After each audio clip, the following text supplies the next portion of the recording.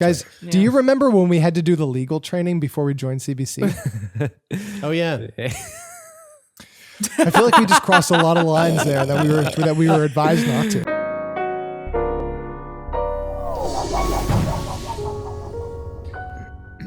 I came across a couple of things this week that I'm really stoked to. I want to kick the episode off with some stuff that like made me feel good. Amazing. So feel good Friday. That's so fitting. Yeah. Actually, Guys, this is one that Lo actually put in Slack, and this made me feel really good. Look how fucking cool this is. This is a skateboarder by the name of Dan Mancina down in the U.S. Let's see it. The blind skateboarder. Oh, what? Dude.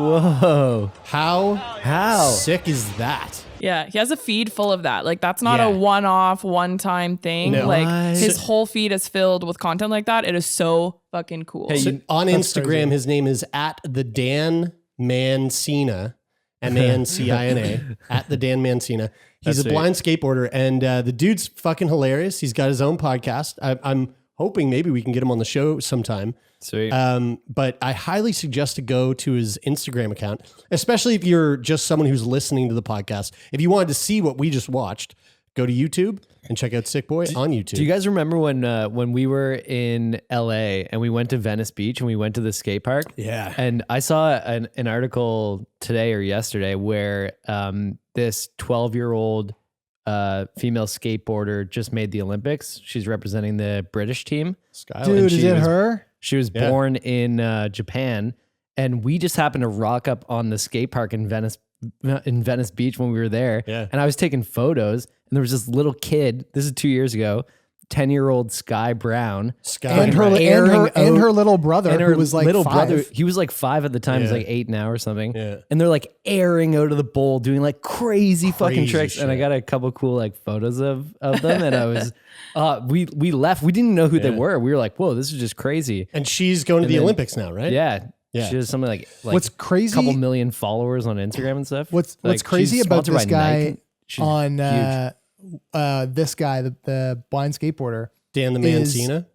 Dan the Man, that has to be his nickname. If it's not, that would be fucking crazy. Is that like, I know that I imagine most people look at that and then go, wow, that's hard. Like no matter what, but like as somebody who has like casually skateboarded most of my life, and Brian, I know that you have as well. Like how fucking hard is Dude, doing that? can we And watch it then- again? Like And then take yeah. away your just- fucking eyes. yeah. I can't do that. And so- I've skateboarded for years and can see. And for our listeners who are just listening, what we watched is this man on a skateboard. He has his seeing eye cane with him on the skateboard, and he's up on a ramp that has a rail attached to the ramp, and the rail runs down at a decline off the ramp. He uses his seeing eye cane to guide himself to the rail, knows it's there, pops up on it, and grinds down the ramp, down the rail. Boom! So It's fucking sick. because like you would say, like if you ask like what's one trait you insane. would need to have as an individual to be able to skateboard like that, you'd probably say like hand-eye Number one. coordination or I was like gonna body say awareness. like- cojones, you know, some fucking cojones. but the fact that this guy can't see and like Yeah, he's able you to definitely do it need is eyes. fucking crazy. Well, I said you definitely need eyes. You Clearly, you would think, you don't. you'd think, yeah. but you don't. Hey, Speaking you can of, do anything you set your mind to. that's right. And speaking of the Olympics, Wow. here's Feel another good Friday. blind athlete named David Brown. David Brown is a visually impaired American sprint runner. Okay. Before I tell you what his 100-meter record is, let's take a look at this video of him sprinting with his assistant. I highly, again, yeah, if you're I saw not this. watching on YouTube, get your life. However, go on over to YouTube, watch it, or Google this man, David Brown. Watch this. So he is sprinting, but he also has a guide that sprints with him. So the guide has a leash attached to his wrist, and he's basically shouting out the direction that he's running and how much distance he has left.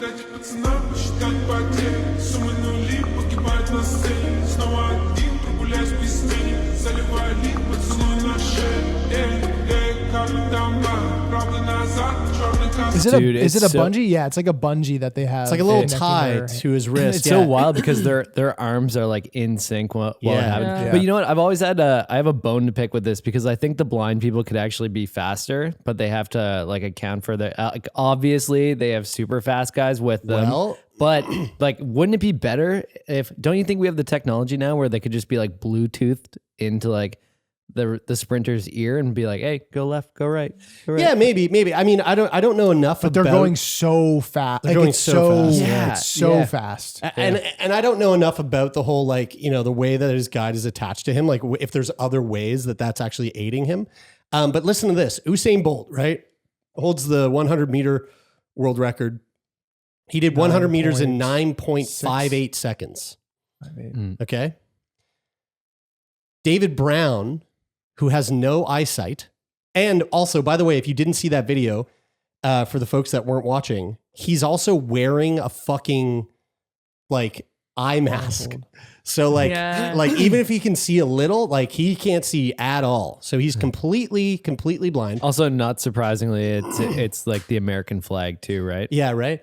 So his 100-meter record America. is 10.92.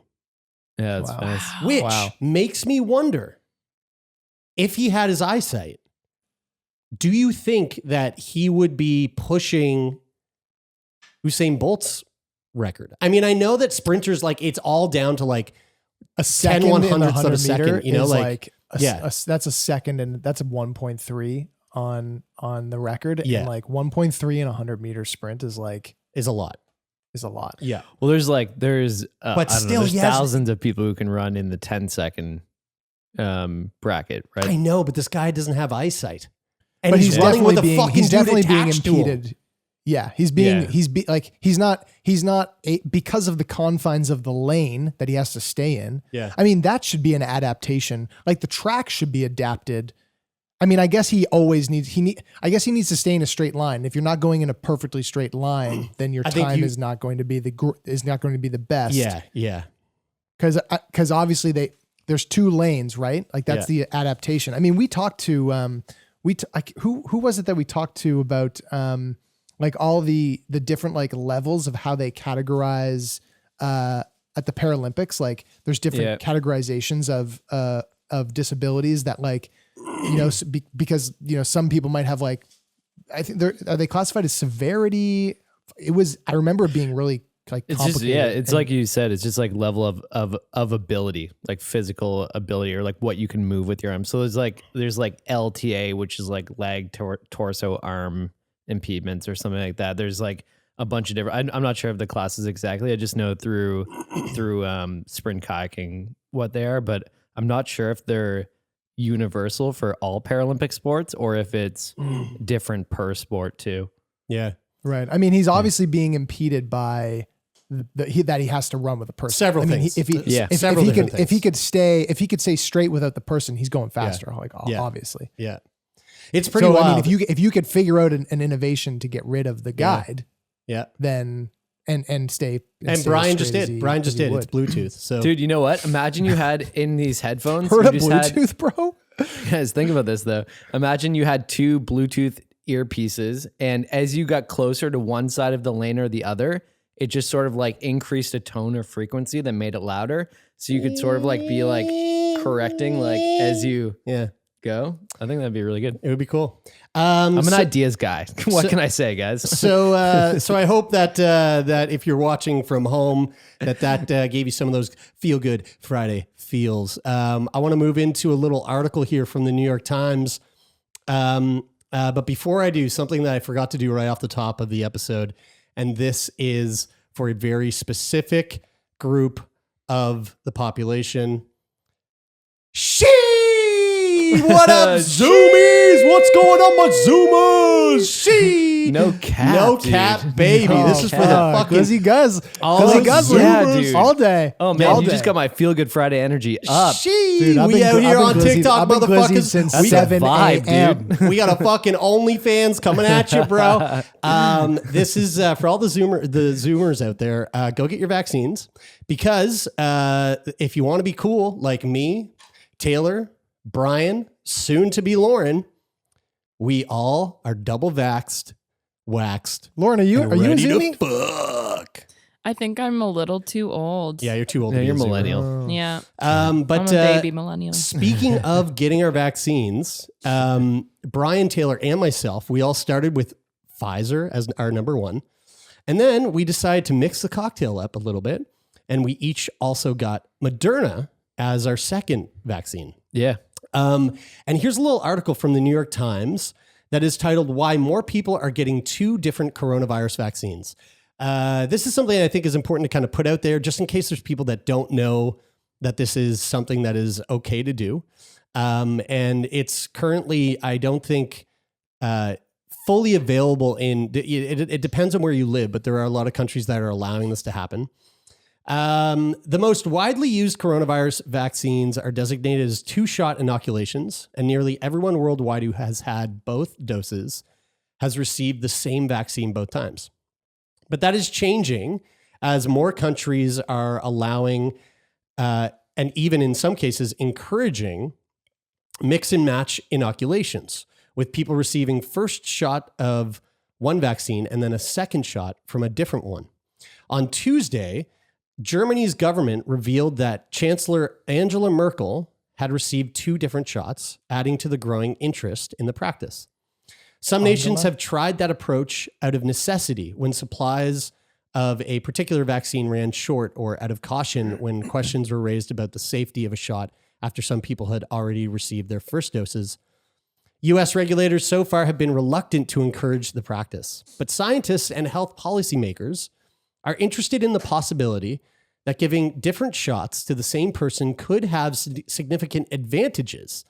Here are some common questions raised by mix and match vaccines. So what are the potential benefits? And this got me really excited when I read this because there's a possibility that there are some. And Like superpowers? And I got it, yeah. So mixing vaccines, scientists call Dick it... size increase? that is actually the first thing that they talk about here. Whoa, is shit, dick enlargement of genitals. Oh, that's cool. So everyone... Like size, length, and girth, All of or it. like okay, fatter lips, bigger cocks, droopier tits. Cool. sweet. Scientists call it... Beer. Droopier or perkier? Like, I mean, either or is great, but like, I'm just Yeah, wondering. Brian, don't shame. Jesus I'm not Christ, saying. I said dude. either or is great. Look, I'm quoting the New York Times. They said droopier. Okay, yeah, cool. Scientists call it heterologous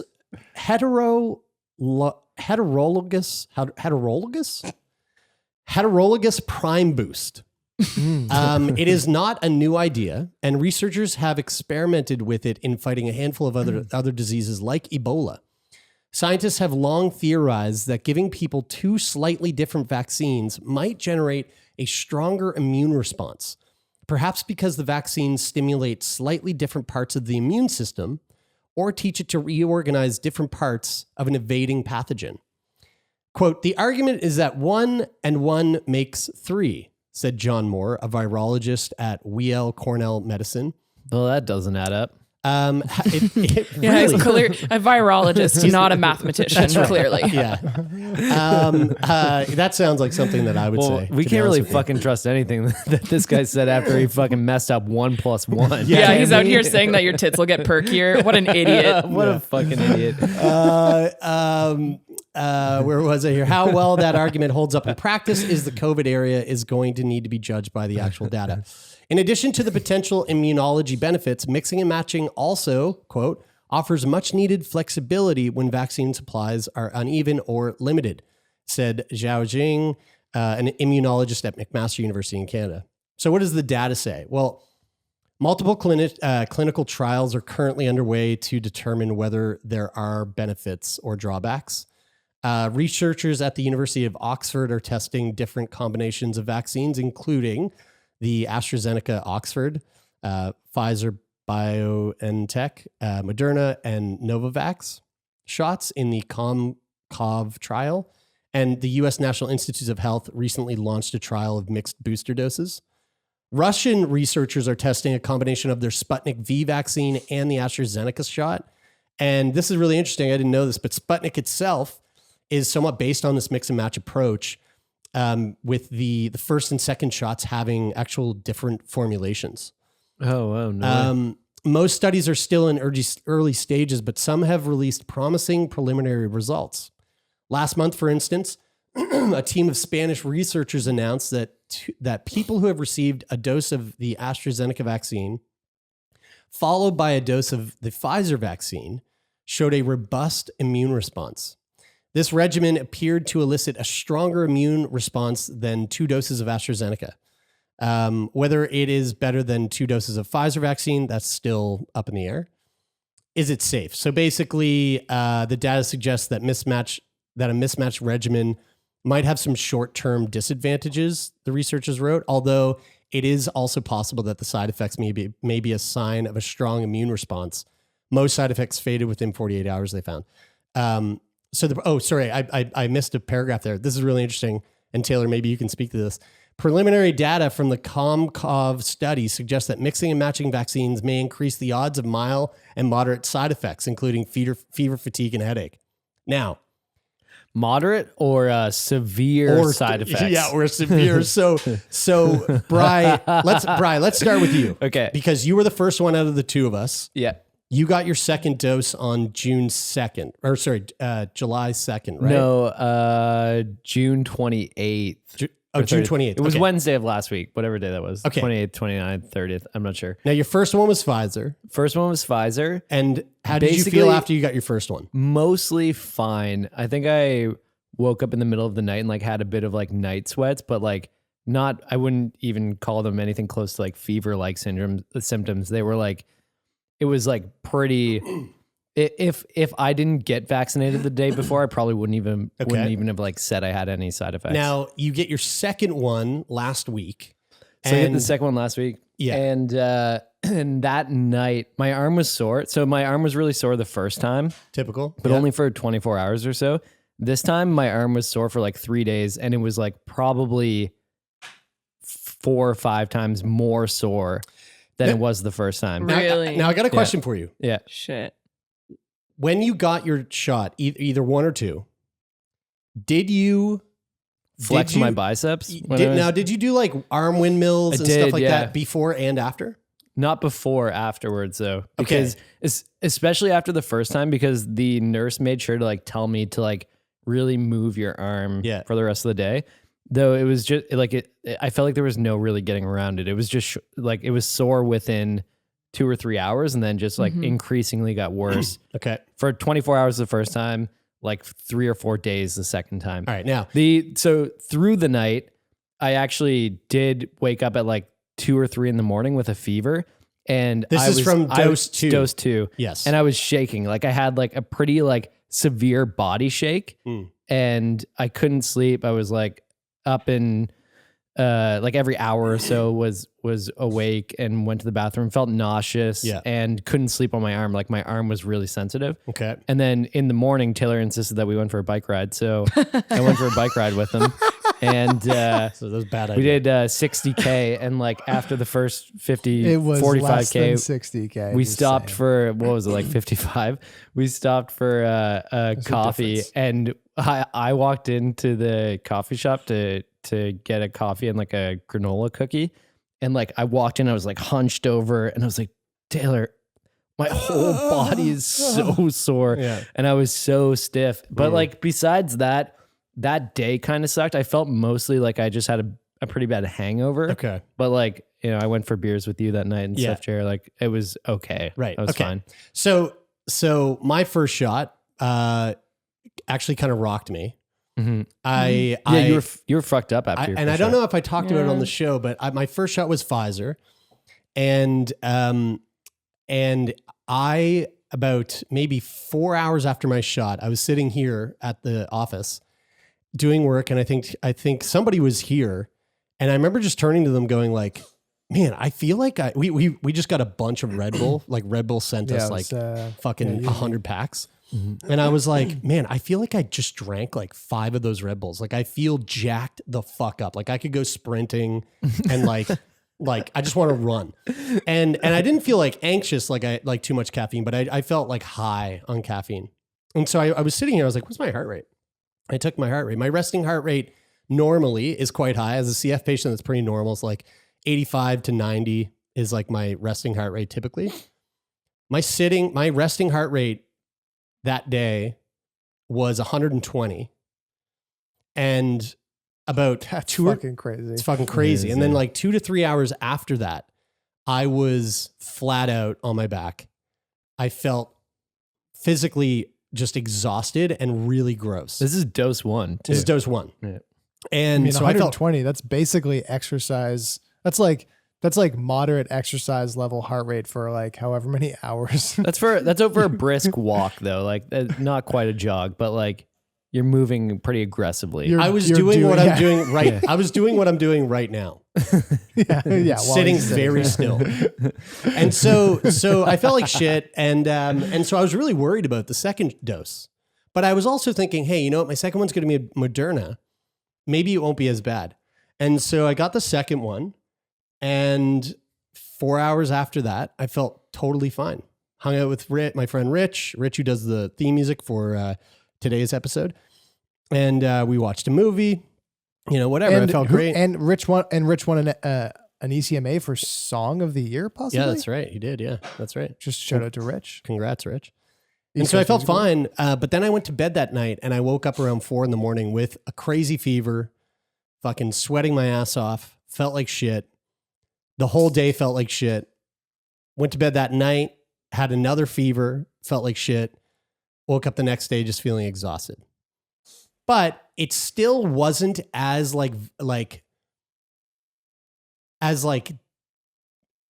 intensely uncomfortable as the first dose. So like it was a prolonged shitty feeling, but it was familiar.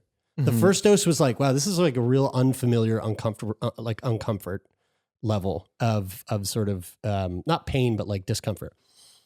But that was pretty much it. It wasn't so bad. Also, I will say I was moving my arm a lot and my arm didn't hurt at all for the second dose. Whoa, holy shit. Yeah, and really? I didn't do that for the first dose. So anyway, whatever. interesting. Just take that as you may. Now, Tay, you had a fucking way different experience. Yeah. Yeah, pretty it was different. crazy. Yeah, my first dose, I had it was like I woke up the next day and I remember I went for a bike ride and I actually kind of had the opposite of you, Jer, for my first dose.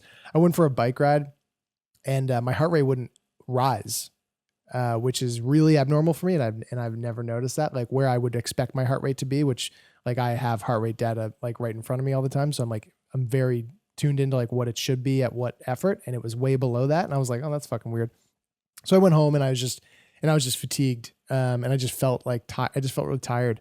And that was that for the first dose, like just like and again, sort of similar to what Brian said, like if I hadn't have gotten my vaccine, I would have said, I wouldn't have even have thought anything about Just it. an off day, maybe. Yeah. Off day. And second dose. Dude, I was camping this weekend, and when you guys got your second dose, I texted you and said, "Hey, how's it going?" And Taylor, you just replied, "I'm fucked." And I was like, "Oh shit!" I got it on Saturday. I got it on Saturday night at 7. And We got it the same day. You and I got it the exact same day. We got it the same day. I had to get up to take Kyla somewhere in the morning and pretty early at like 7:30. Dropped her off and then was like walking around this neighborhood with Loki. And Jer, you wrote me and you were like, "Hey, how do you feel?" And I was like, I'm like, I woke up kind of stiff and fatigued, but like generally pretty okay. And Jer was like, "Yeah, I got a fever," and I'm like kind of feeling pretty shitty, but whatever. And went back and picked Kyla up, and basically by the time I got Kyla, about 15 or 20 minutes later, things started to change dramatically. And like all of a sudden I was like, man, I don't know if I can drive this fucking car. I'm going south really quick. Got home, and was in like a world of like body pain. It was like really, really bad. Just started like aching everywhere. Every like square inch of my body was in pain. Took some Tylenol, and then if you have a fever or a headache and you take something for it and it helps a little bit, and you're like, and it gives you that false sense of like, oh, this is getting better. Yeah. Mm-hmm. It was very much that way because I felt that I was getting better for like an hour, and then so it was like going down, and then it sort of like leveled off, and I thought that it was like, that was the level, and then it like dropped off a fucking cliff, and I was full fever, like shaking, like rocking back and forth, like too uncomfortable to sit still, no energy to do anything. Did your balls like, hurt? Yes. My nuts hurt.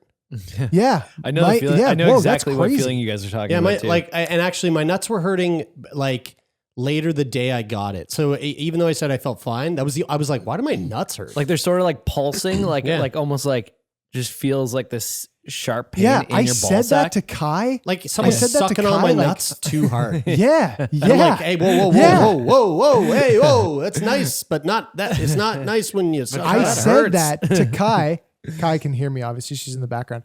I said that to Kai like 3 or 4 times. I was like, man, it feels like somebody kicked me in the nuts this morning, and Yeah. I still feel it. Yeah. And- wow. Okay. I'm and glad I- you felt that too. I felt that too. And not, so- not to that extent then, but I've also felt that feeling before, and I know exactly what you guys are talking about. And then so I got, and it kept on getting worse. Basically, like I couldn't play video games with you guys. Like I couldn't do anything. I could How just bad watch did it get? TV. How bad? Like what was like the climax of it? So like about almost 24 hours after I got the vaccine. So like it was like 5 or 6 o'clock on Sunday. I got it at 7 o'clock on Saturday. PM, 5 I PM on Sunday. got up. I got up from the couch to go over to my bed, and I like caught a chill on the way, the like 20 steps to my bed. And I got in my bed and I started going like, and breathing really quickly. I started hyperventilating really quickly. I do that when someone's And- sucking on my nuts. I do that same Yeah, thing with my right. breath. Yeah, right. and then it felt like the sheets against my skin were like little knives, and like, Oh. but like I was so cold, I had to have the sheets on me, and then my face started tingling, and like started That's to go crazy. numb. The face tingling and numb face. When you texted But me, that was from I the was breathing. Like, whoa, dude. That was from the breathing, and the breathing was from the chills and like the pain that I was having. And then like that, and then that was like the worst of it. And then it stayed at that level until like 4 or 5 a.m. So like I took a couple Tylenol, had a little bit of Whoa. reprieve for like an hour or so. It was like that for like Didn't 12 sleep. hours almost. Yeah. It was like bad Like for peak that pain. long. Yeah. Yeah. And I like didn't sleep. Like Fuck, Kyla dude. was like, oh my God, I thought you were dying in your sleep. Like, Did you just were did you breathing feel heavily. like at any point were you like, I should go to the hospital? I was on the edge. It was at that point where I was breathing, like when I was hyperventilating, and then my face started to go numb. That Kai was like, "Yo, is this normal? Like, should you call your doctor? Should you go to the emergency room?" Right. And you know me, I was like, "No, of course not." It's funny though, not because that bad. I feel like your experience isn't unique though, in the sense that when I posted on Instagram saying that I got my second dose of the vaccine, I got a couple of messages. One specifically from my friend Kieran, who said, "Dose 2 hits like a truck, like just a heads up." And like I mean, it didn't hit me like a truck, but it fucking hit you like a truck. And Yeah. But Yeah. now, Yeah, since you know I've what it's had like to that actually get hit experience, by a it truck. seems like, Dude, oh my but God, Taylor, I said you that to you. Yeah. I said that to you. I Yeah. sent Jared and Bri a text. I said, there's 2 other times in my life that I felt like this. And now actually 3 times. Once I got sick. I think I got carbon monoxide poisoning. It was just like temporary thing, a day where I was like really fucking sick. The other was being hit by a car. And the third was coming off of the Dilaudid that I had to take because I got hit by the car. Right. Yeah, Wow. dude, comparing it to that was pretty intense. When you said that, I was like, oh, I get it. You're Now, really It fucked was up. similar. It was similar to waking up in the hospital bed the day after I got hit, when all the drugs had started to wear Yeah. off and I was becoming aware of every part of my body being broken. Now I want to say this isn't meant to scare people off from getting their second dose. No, fuck This is no. totally anecdotal. I know more people that got their second dose that have said that they didn't feel anything Mhm. than I do of people that said they felt something. So, Totally. you know, And also, it was like I woke up the following day and I was like, I'm still feeling shitty, but I'm definitely better. And then at noon, it was like somebody hit the off switch yeah. on the shittiness. And I was and I remember fully fine. You texted me and you were like, you texted me that moment. I remember reading the text going, fucking, I knew it. I'm so glad that you said this, because you were like, dude, I feel so much better. And check this out. And you sent me a picture. You took a picture. You're like, look at these droopy tits. And I was like, whoa, dude, those are some droopy And then I was titties. like, yo, check out this girth. yeah. Yeah, that was cool. Hey, so totally Lauren, worth it. Totally Lauren, worth it. after these 3 stories of the second dose, like, are you excited? B, a little bit nervous? C, you can just totally not get the second dose, or what? I'm certainly taking notes, like especially about the moving your arm bit. Yeah. And I'm in a bit of a weird situation. So like I ideally would have like I'm not getting my second dose until July 17th. And that's because I already had a tattoo booked for tomorrow, actually. Oh, sweet. July 7th. And so like you have to space that shit out. You're getting that giant moth across the front of your face, right? Yeah, The exactly. Mothman prophecies tattoo. Exactly. Yeah, I'm so it's gonna be sweet. excited. Face But tattoos I are actually fucking fashion right now. I actually am getting it on my left arm here. Like it's going to be in this space. So I'm not really sure. Like I think it might be like ordinarily where you'd get vaccinated. And I'm kind of like, I don't want to get vaccinated right where I just got tattooed. It just seems like You can nah. choose choose which arms, though. arm though. Well, exactly. But that means it's going to be in my right arm and I'm right-handed. Thankfully, I'm getting it like on a weekend. But You should be like, can you put it in my Whatever. ass? You won't be able to flick your bean for like a day or two. Whatever. You'll survive. exactly. I'll just get Edward to do that. My boyfriend. You know what's funny though is Bingo, that pop, pop. I was thinking of that when the nurse asked me which arm I wanted my vaccine in, I was like, I guess my left arm because I'm right-handed. But like, I can't think of what I do in the run of a day where I really do it right-handed now, because like I used to you write, learn. You and learn now- real quick though. and now I type, but it's funny because I'm left-handed, but I'm right-handed, but I use my left hand for like other really important things too. Yeah, so. though That it is a really can fuck hilarious your shit up. masturbation joke. Yeah.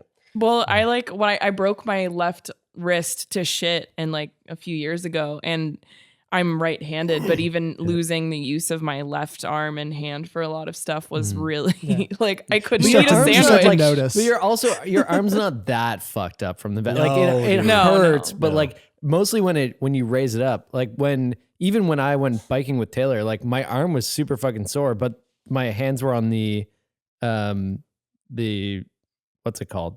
Bar. Come on, Bri. You Steering know. bar thing. Handlebar. Oh my god! Lauren, did Steering you know what bars. it was? I couldn't remember. I mean, honestly, this is just another like perfect argument for why everyone should have a tushy, because it will be harder to wipe your ass for a little Honestly, bit. Tushy is perfect. Yeah, Yeah. it's great. This is And, brought to you by and just to put a Tushy. cap on that a little bit, like it should. No cap, bro. Woo, No, no cap. It's like, man, Hit that sheet. it's insignificant in the context. Like even if you get as fucked up as I did, which just ends up being a funny story to somebody, It's worth it. is so insignificant in comparison to the gigantic human good that it Yeah. is. Yeah, and also to way more be insignificant- protected for yourself and and way to more be in- protected and helping other people. way Hey, more Tay. insignificant than getting fucking ventilated. I'll tell you that right now. Yeah. Tay, know? YKTV, you know, YKTV. That's it. It's Yeah. like when you go to Segunda. Wait, what? Yeah, don't leave your wallet in El Segundo. All right, let's move right on along here. Speaking of Segunda, this is a very interesting article from healthcaredive.com. That was for you, Nathan. I actually found this to be quite fascinating, and we actually have a nice little TikTok about this article. We own TikTok, motherfuckers. So you can go check that out. All of our Zoomers out there can check that out. This is all about a poll that was taken about specific words that were related to hospital visits. Okay, and it's quite interesting. Americans increasingly are going online to shop for healthcare and rate their experiences. In a Binary Foundation survey published last fall, 51% of respondents reported sharing their personal medical experiences on social media and online review sites. Among millennials, that rose to 70%. Meanwhile, 70% of respondents said their choice of doctor was influenced by online ratings and reviews, and 41% said they checked doctors out online even when another physician referred them. In this study, the researchers analyzed 51,376 reviews from 1,566 hospitals over a period of 12 years using machine learning and natural language processing. Among the 18.6% of reviews earning a 1 star, the word, quote, told was the most highly correlated word. Whoa, really? I thought it was going to be Segunda. Don't do it. As in, quote, I constantly told them that none of this was true and the nurse there wouldn't believe me, according to the report. Of the 10.9% of reviews with 5 stars, the word friendly appeared most often. The example the authors give is, quote, the doctors, nurses, and x-ray technician who helped me out were all so cool and friendly. It really restored my faith in humanity after I got hit on my bike.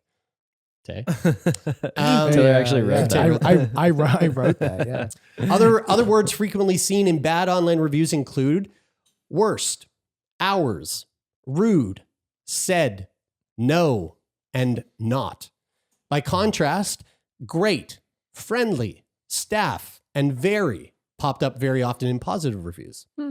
Lead author Anish Agarwal, an emergency room physician and University of Pennsylvania National Clinician Scholars Program scholar, says the study's approach is similar to a canary in a coal mine.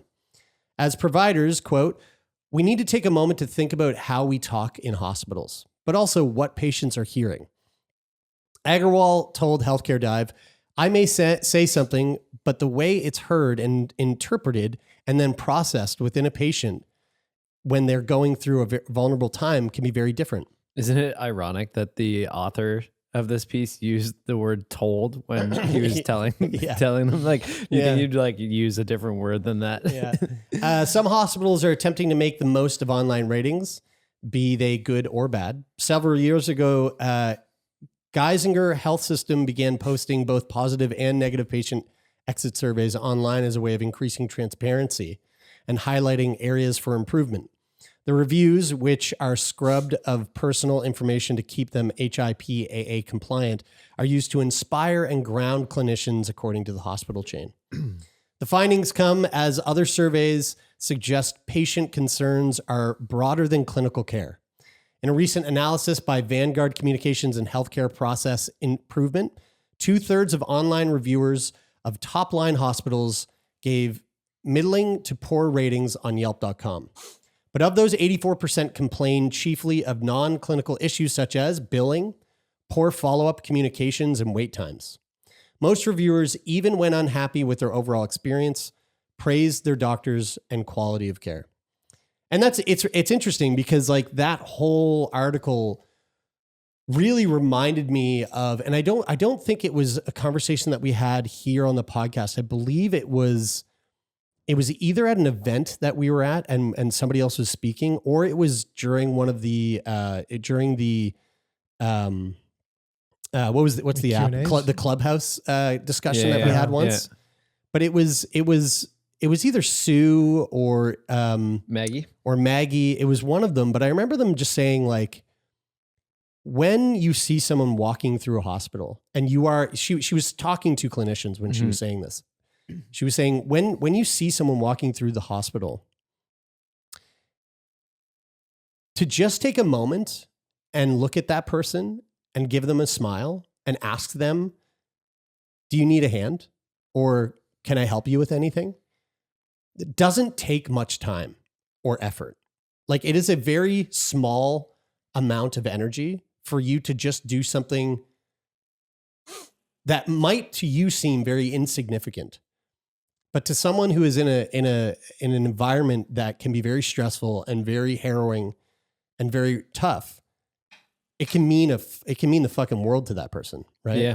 Well, just imagine walking into a hospital and like every time you see a doctor or nurse or staff member, they're just constantly saying like, "Hey, need a hand getting anywhere?" You'd be like, "This place is fucking amazing!" Like, like what?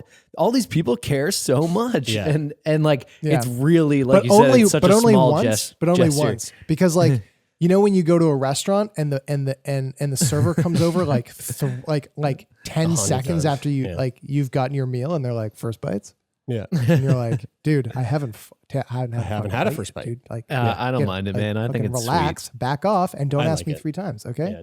I think it's sweet. But that's Taylor. Yeah.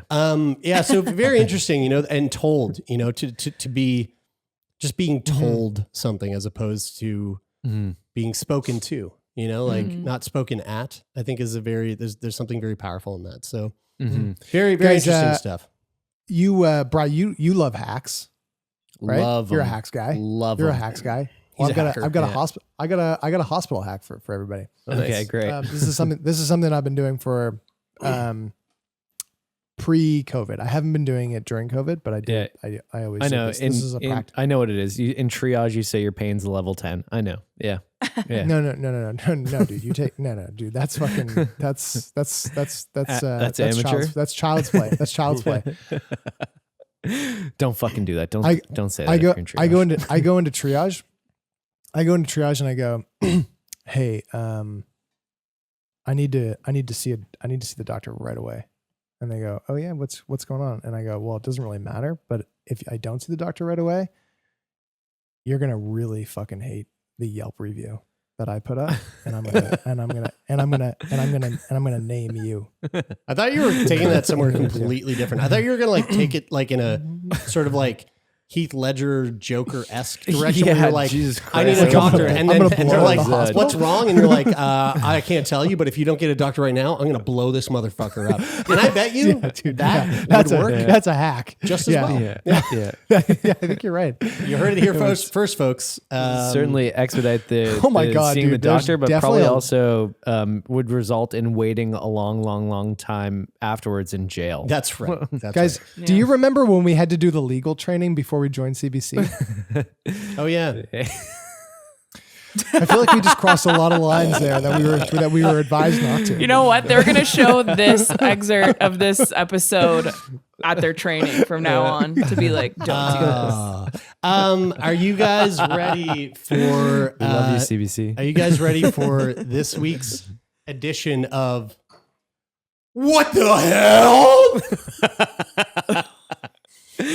Dude, that's a 13 out of Yeah, 10 dude. there. I like the way that you twitch your nose.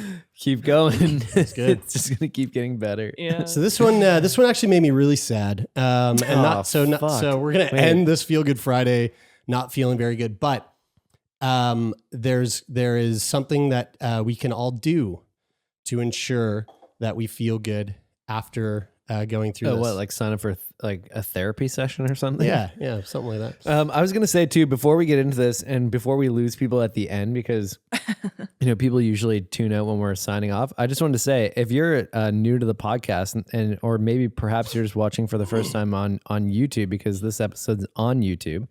On Mondays and Wednesdays, we also release podcast episodes, except they're a bit different. On Mondays, we speak to people who live with illnesses. And on Wednesdays, we usually speak to doctors, professionals, policymakers, people like that about healthcare stuff. So if you're into that and interested, and in. like cool science, a lot of like times cool it's like science. stuff. Yeah. It's like, holy shit, I didn't know that type of stuff.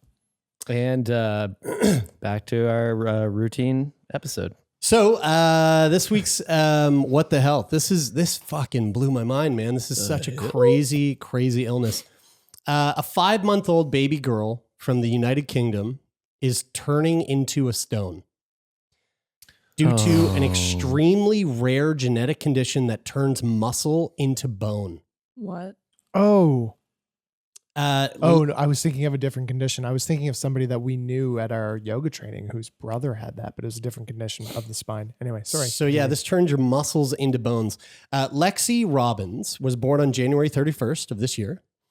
And seemed like any other normal baby, except she didn't move her thumb and had bigger toes. Her concerned parents took her to the doctors, but it took a while before Lexi was diagnosed with a life-limiting disease called fibrodysplasia ossifications progressiva, also known as FOP. That was a missed opportunity. They could have just called it like Medusa syndrome. Yeah, right. It affects just 1 in 2 million. So very Can't rare. believe you would joke. Can't believe you would joke about that, Brian. That's fucking. Yeah, I know. Her x-rays done in April of this year revealed that she had bunions on her feet and double jointed thumbs. The FOP can lead to bone formation outside skeleton and restrict movement. It is believed to replace muscles and connective tissues such as tendons and ligaments with bone. Thus, it generally perceived that the condition turns a body into stone.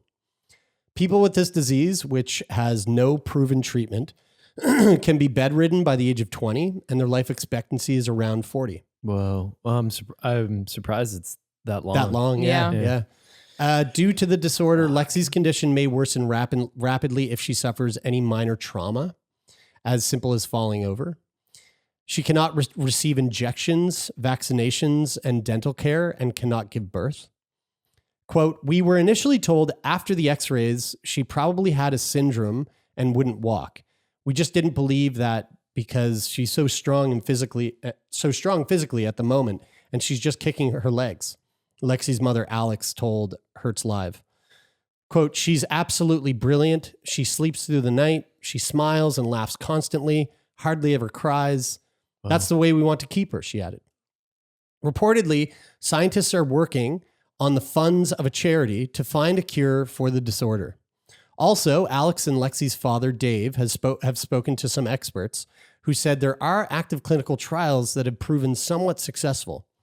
Lexi's parents have started a fundraiser for research to find a cure for Lexi. They're also running an awareness campaign to alert other parents whose children might have similar conditions. This is a photo of little Lexi. Oh. How fucking sweet she looks is this so little happy. muffin? Dude, she looks like a perfectly healthy little baby. yeah, perfectly She healthy looks little like baby Harry girl. Styles. She does, yeah, very handsome girl. So I mean, it just like so devastating for a couple of new parents, Yeah. and my heart goes out to them. Mhm. I can't imagine, but I can imagine. It's my parents went through a very similar situation when they found out that I had CF, and heard very similar numbers that we're kind of hearing about FOP here with the life expectancy. So if you are listening to this right now and you want to do something to help the Robbins family, Alex Robbins _ is Lexi's mother's Instagram account. And there is a link in her bio for the crowdfunding. It's www.crowdfunder.co.uk/finding-a-cure-for-our-little-Lexi. And the Just one more time for the people who are trying to write that down with a pen.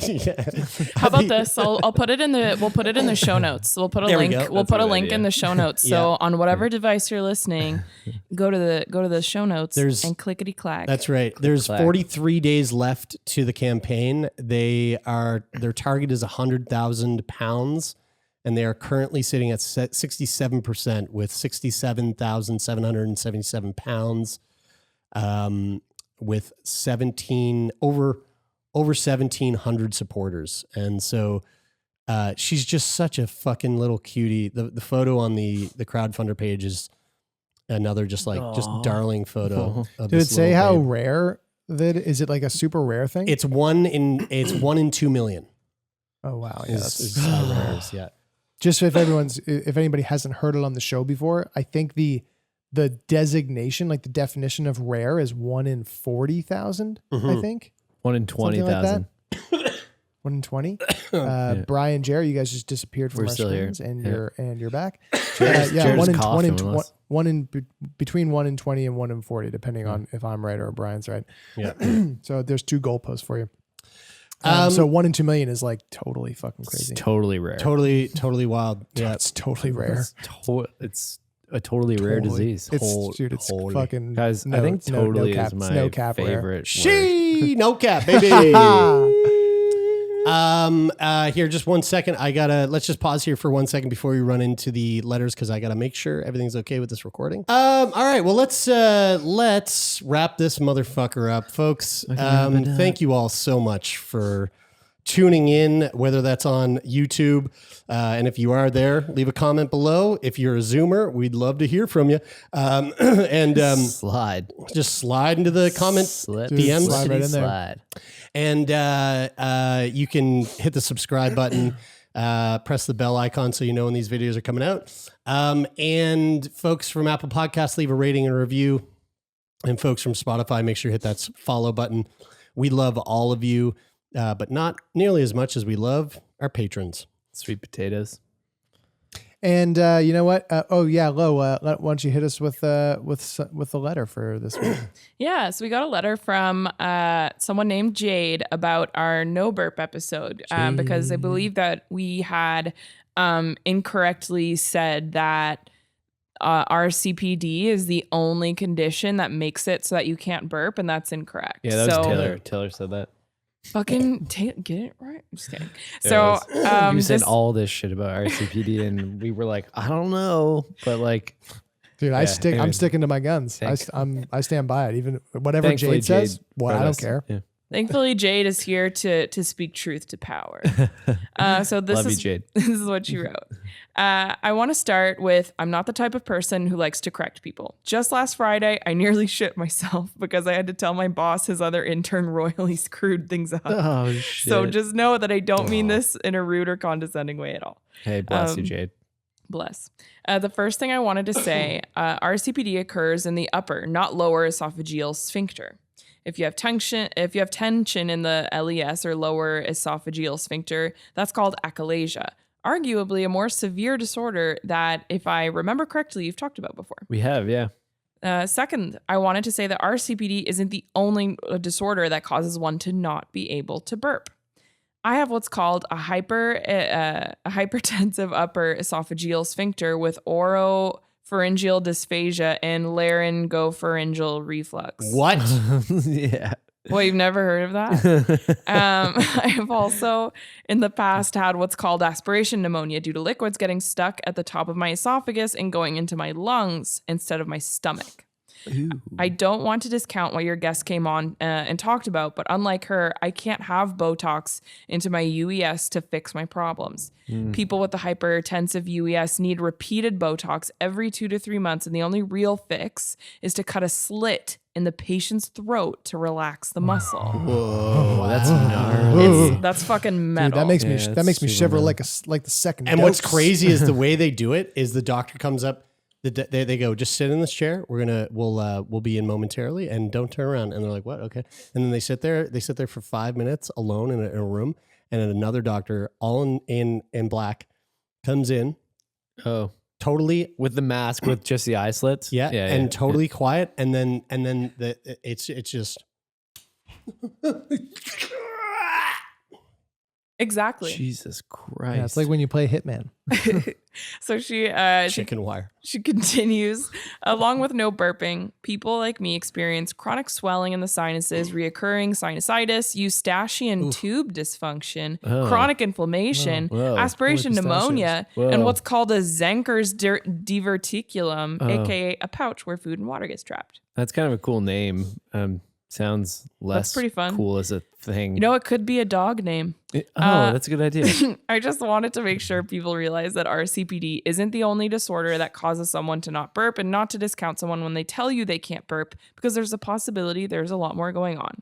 Hopefully this didn't come off as rude. I just get frustrated when someone mistakes my chronic illnesses for other ones that have an easier cure. You did not come off as rude, Jake. And we be the first to say, totally understand you wanting to get that out there. Because We got another Louise, folks. Jade, the new I'm Louise's joking. Jade. Yo, welcome to the Louise Club, Jade. Just kidding. Just kidding, but seriously, like, I could see how it would be frustrating thinking like if somebody listens to Sick Boy and then they go up to Jade and they're like, "Oh, yo, you can get rid of your no burp by just getting some Botox injection in your neck." Yeah, well, if anybody else out there wants to send us a super fucking rude message, then please do that. If you're a Zoomy, then you can slide, and if you're a Jerry, then you can go to letters or send a note to letters@sickboypodcast.com. You can write us on Facebook, but we're not going to reply. You can write us on Facebook, but we don't fucking hang out there because we're not trying to storm the Capitol. And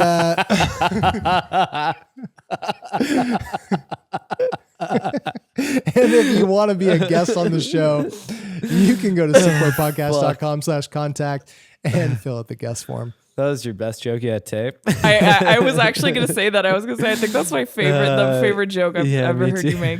That's so good. Thanks to the people who make this show happen. We've got Lauren, we've got Taylor, we've got Jeremy, and myself. And a huge thank you to Jeff Lonis, our manager, to Rich O'Coin for the theme music, and to everybody else who makes this show happen on all the other days of the week. We love you very much, and we're super thankful for you. That is it for this week. I'm Brian. I'm Taylor. I am Lauren. And I'm Jeremy, and this is Sick Boy.